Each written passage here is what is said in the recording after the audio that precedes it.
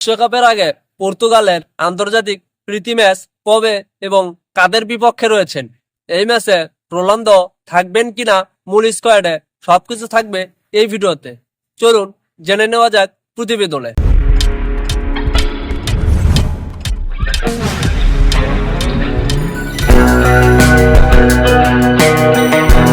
June মাসের 6 তারিখে Portugal বনাম পানামার একটি আন্তর্জাতিক প্রীতি ম্যাচ রয়েছেন এবং এই ম্যাচে CR7 ক্রিস্টিয়ানো রোনালদো থাকছেন।